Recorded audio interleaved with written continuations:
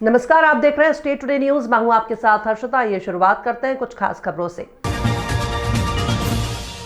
भोपाल संभागायुक्त और role observer Shri Sanjeev Singh ने सीहोर विधानसभा के मतदान केंद्रों का निरीक्षण कर फोटो निर्वाचक नामावली का विशेष संक्षिप्त पुनरीक्षण 2025 कार्यक्रम बीएलओ द्वारा दावा आपत्ति प्राप्त करने के कार्य का निरीक्षण किया। इसके साथ ही उन्होंने प्राथमिक बीज उत्पादक सहकारी समिति धनखेड़ी का भी निरीक्षण किया। भोपाल संभागायुक्त और रोल ऑब्जर्वर श्री सिंह द्वारा कलेक्ट्रेट सभा कक्ष में स्टैंडिंग कमेटी की बैठक आयोजित कर विशेष संक्षिप्त पुनरीक्षण कार्यक्रम अंतर्गत मतदाता सूची में नए नाम जोड़ने, वोटर लिस्ट में संशोधन, दोहरी प्रविष्टि वाले मतदाताओं के नाम हटाने के लिए मतदान केंद्रों पर बीएलओ द्वारा ऑफलाइन आवेदन लिए जाने के कार्य की विस्तृत समीक्षा की। संभागायुक्त श्री सिंह ने अभी तक प्राप्त आवेदनों, वर्तमान में दर्ज मतदाताओं की संख्या, जेंडर रेशो आदि की जानकारी लेते हुए निर्देश दिए कि सभी वयस्क मतदाताओं के नाम मतदाता सूची में दर्ज हों। उन्होंने जेंडर रेशो बढ़ाने पर जोर देते हुए कहा कि 18 वर्ष की आयु पूर्ण करने वाली सभी महिलाओं के नाम मतदाता सूची में दर्ज हो। इसके लिए महिलाओं को जागरूक किया जाए।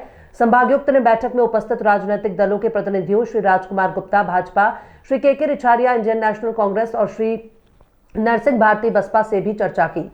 बैठक में अपर कलेक्टर वृंदावन सिंह ने फोटो निर्वाचक नामावली का विशेष संक्षिप्त पुनरीक्षण के बारे में विस्तार से जानकारी दी। अज्ञात कारणों से लगी आग, लाखों का सामान हुआ खाक। भारी मशक्कत के बाद दमकलों ने पाया आग पर काबू। अबेदुल्लागंज मुख्य बाजार स्थित बाबा रामदेव इलेक्ट्रिकल्स पर अज्ञात कर्म से आए आग लग गई, जिसमें लाखों के बिजली उपकरण जलकर खराब हो गए। आग पर काबू पाने के लिए अबेदुल्लागंज मंडीदीप की फायर ब्रिगेड मौके पर पहुंची, जिन्होंने भारी मशक्कत के बाद आग पर काबू पाया। प्रत्यक्षदर्शियों ने बताया कि आग इतनी भयंकर थी कि दमकलों को आग पर काबू पाने में करीब 2 घंटे से भी अधिक का वक्त लग गया। लोगों की माने तो आग लगने का कारण शॉर्ट सर्किट हो सकता है। आग को बुझाने में सामाजिक कार्यकर्ता बड़ी संख्या में मौके पर मौजूद रहे।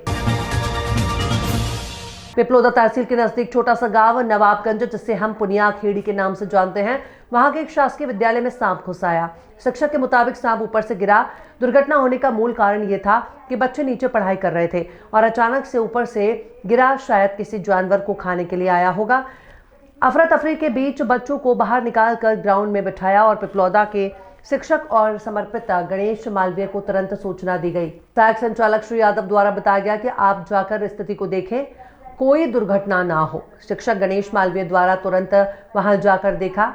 एक सांप होने का अंदेशा लगा, लेकिन सांप दिखाई नहीं दिया। पूरी सर्चिंग के दौरान पता चला कि अलमारी के नीचे पैरदान में सांप घुसा हुआ है। अलमारी को नीचे रखकर उसके पैरदान को खंगाला तो वहां से सांप निकला। सांप तकरीबन 4 फीट था। बच्चे भी बहुत उत्साह में देख रहे थे। उनके इस उत्साह को शिक्षक गणेश मालवीय द्वारा पूरी जानकारी के साथ बताया गया। भारतवर्ष में पाए जाने वाले जहरीले सांप और बिना जहर वाले सांपों को पहचानने का तरीका और सांपों का प्रकृति के प्रति क्या योगदान है। सांप किसानों के मित्र है। तमाम विषयों पर बच्चों को समझाया और उनकी जिज्ञासा को शांत किया। उसके बाद सांप को विद्यालय से दूर जंगल में छोड़ दिया गया। नमस्कार। आपने जैसा पूछा कि कल ये जो सांप पकड़ा था ये कहाँ का, तो सर ये जो बता रहा हूँ कि ये सांप जो है हमारे शासकीय विद्यालय नवाबगंज, जिसको हम पुनिया खेड़ी के नाम से जानते हैं, माताजी भी हैं अन्नपूर्णा माताजी, वहां पर एक विद्यालय है, प्राथमिक विद्यालय, माध्यमिक विद्यालय, दोनों छात्रावास भी है। तो उस विद्यालय में तकरीबन 50 बच्चे हैं, लगभग मुझे जहां तक आइडिया मैंने देखा। वहां पर क्या है कि एक शिक्षक का हमारे फोन आया मेरे पास, रजापत सर्कल का, तो उनके बोले कि सांप हमारे ऊपर बच्चों के लगभग ही गिरने वाला था, तो वो शायद किसी को खाने के लिए आया था। तो मुझे तुरंत सूचना हुई। फिर हमारे सहायक संचालक महोदय श्री आदरणीय यादव साहब ने भी मुझे फोन करके बताया कि परिस्थिति जो भी है देख करके आए, बच्चों को थोड़ा सा देखें, कोई एक्सीडेंट ना हो, इसलिए मैं तुरंत गया। जाने के बाद मैंने देखा एक सांप था जो पूरे कमरे में एकदम मिला नहीं, लेकिन फिर बाद में जैसा कि वीडियो में आपने देखा, वो एक अलमारी के नीचे स्टैंड होता है उसके नीचे वो घुस चुका था। वहां से हमने निकाला, बच्चों को उसके बारे में जानकारी दी। तकरीबन वो था 4 साढ़े 4 फीट का।